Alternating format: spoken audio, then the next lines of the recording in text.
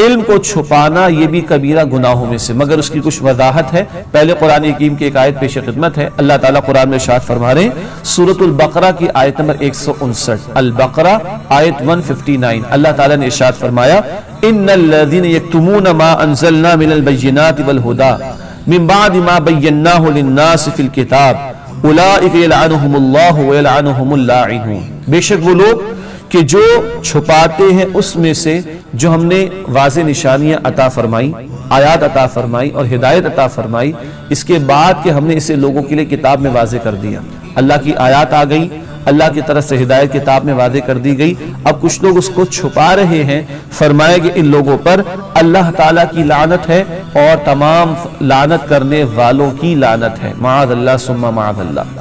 بنیادی طور پر پس منظر تو ہے یہود کے حوالے سے، جن کے علماء نے خاص طور پر تورات میں موجود وہ آیات اور نشانیاں جو آخری رسول نبی کریم صلی اللہ علیہ وسلم کے بارے میں تھی ان کو چھپایا، اور ایک عظیم اکثریت یہود کی اس حق سے دور رہی، یعنی نبی اکرم علیہ الصلوۃ والسلام پر ایمان لانے سے دور رہی۔ ان کے علماء نے کتاب میں موجود واضح نشانیوں کو چھپایا تھا، تاہم مفسرین نے، علماء کرام نے اس کو عمومی طور پر بھی بیان فرمایا کہ اللہ تعالیٰ کی کتاب کا علم، اس کو پوشیدہ رکھنا، چھپانا جانتے بوجھتے یہ جائز نہیں ہے، خصوصاً جب بندے کے پاس علم ہو اور اس سے سوال بھی کیا جائے اس علم یا مسئلے کے متعلق جو وہ جانتا ہے، اور اگر وہ اس کو بیان نہ کرے تو وہ گناہگار ہوگا۔ چنانچہ اللہ کے رسول صلی اللہ علیہ وسلم کی حدیث پیش خدمت ہے، اور یہ حدیث ابو داؤد شریف میں آپ صلی اللہ تعالی علیہ وسلم نے ارشاد فرمایا، جس شخص سے علم کے بارے میں پوچھا گیا جسے وہ جانتا تھا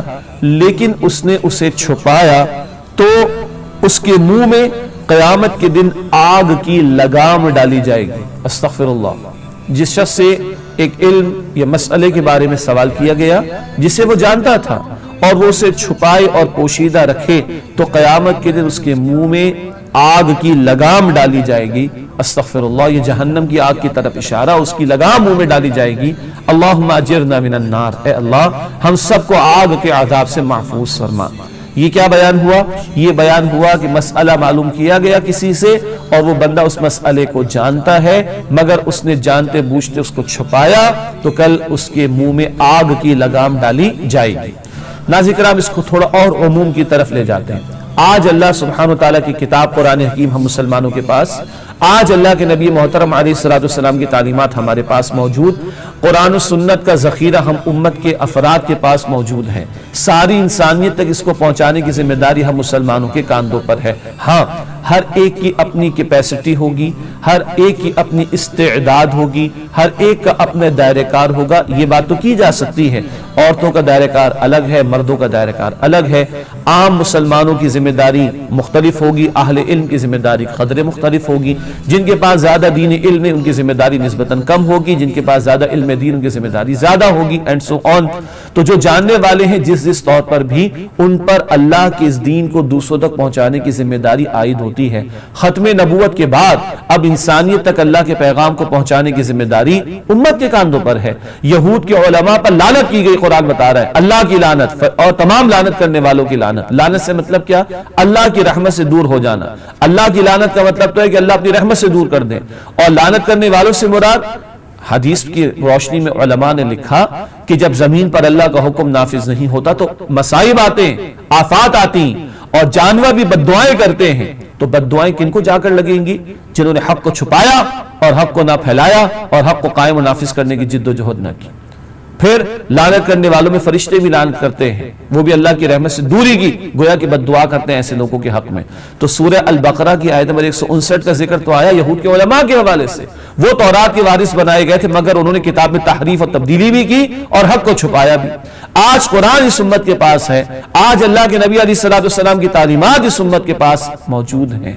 کون پہنچائے گا انسانیت کو؟ ہم نے کہیں بند کر کے تو نہیں رکھا ہوا اللہ کی کتاب کو، نبی کی تعلیم کو علیہ السلام۔ ہم خزانے کے سانپ تو بند کر نہیں بیٹھے ہوئے، معاذ اللہ، استغفر اللہ۔ ایک صندوق ہے، اس کے اندر خزانہ موجود ہے، اوپر سانپ بیٹھا ہوا ہے، نہ خود فائدہ اٹھاتا ہے نہ دوسروں کو فائدہ اٹھانے دیتا ہے۔ آج اربوں انسان ان تک کلمے کی دعوت نہیں پہنچی، کون ذمہ دار ہے اس کا؟ ہم مسلمانوں پر ذمہ داری عائد ہوتی ہے، حکمرانوں پر زیادہ ہوگی، ان کے پاس اختیارات ہوتے ہیں، طاقت ہوتی، علماء پر بھی ہوگی، ان کے پاس علم موجود ہے۔ عام مسلمانوں پر بھی ہوگی، ان کی ذمہ داری ان کی استعداد کے مطابق ہے، ان کی کیپیسٹی کے مطابق ہے۔ تو یہ ایک عمومی اعتبار سے کہ آج حق کا پیغام انسانیت تک پہنچانا، اس کی ذمہ داری امت کے کاندھوں پر ہے۔ اللہ تعالیٰ مجھے اور آپ کو اس ذمہ داری کو ادا کرنے کی توفیق عطا فرمائے۔ باقی جو لوگ چھپا رہے ہیں، اللہ کی کتاب اللہ نے واضح کر دیا، اللہ کے نبی علیہ السلام کی تعلیم کو واضح فرما دیا۔ جو لوگ چھپا رہے ہیں، قرآن کہہ رہے ان پر اللہ کی لعنت ہے، تمام لعنت کرنے والوں کی لعنت ہے۔ اور عمومی اعتبار سے مزید بات، کسی نے کسی سے سوال کیا کسی بات کے بارے میں، کسی مسئلے کے بارے میں، اور اس کو علم ہے اور وہ چھپاتا ہے، بتاتا نہیں، جانتے بوجھتے نہیں بتاتا، تو یہ کبیرہ گناہ ہے۔ اللہ کے نبی علیہ السلام فرمانے کہ قیامت کے دن اس کے منہ میں آگ کی لگام ہوگی۔ اللہ تعالیٰ مجھے اور آپ کو اس جرم سے بچائے، اور جو علم ہمارے پاس ہے دینی علم خاص طور پر اسے دوسروں تک پہنچانے کی توفیق دے، اور جو بات ہم سے معلوم کی جائے جو ہمارے علم میں ہو، دیانتداری سے اس کو دوسرے کو بیان کرنے کی توفیق عطا فرمائے۔ حدیث شریف میں تو یہ بھی آیا، اللہ کے نبی علیہ السلام نے خطاب فرمایا یہ قبیلے کے لوگوں کو، اور فرمایا کہ تمہارے پڑوسی کو کیا ہو گیا؟ کچھ وہ پڑوسی جن کے پاس علم دین موجود ہے اور وہ دوسروں کو سکھاتے نہیں، اور دوسروں کو کہا کچھ وہ تمہارے پڑوسی ہیں جو علم نہیں جانتے دین کا، اور وہ اپنے دوسرے پڑوسیوں سے سیکھنے کی کوشش نہیں کرتے۔ تو جن کے پاس علم تھا ان کو بھی توجہ دلائی، کیوں دوسروں کو نہیں سکھاتے؟ اور جن کے پاس نہیں تھا ان کو بھی توجہ دلائی، کیوں سیکھنے کی کوشش نہیں کرتے؟ اتنا عام بھی کیا ہے اس کو اللہ کے رسول مکرم صلی اللہ تعالی علیہ وسلم نے۔ اللہ ہمیں علم دین سیکھنے کی، سمجھنے کی، اس پر عمل کرنے کی، دوسروں کو سکھانے کی بھی توفیق عطا فرمائے۔ سبسکرائب کیجئے ہمارے چینل اور دبائیے بیل کا آئیکن تاکہ آپ کو ریگولر نوٹیفیکیشن اپڈیٹس مل سکے۔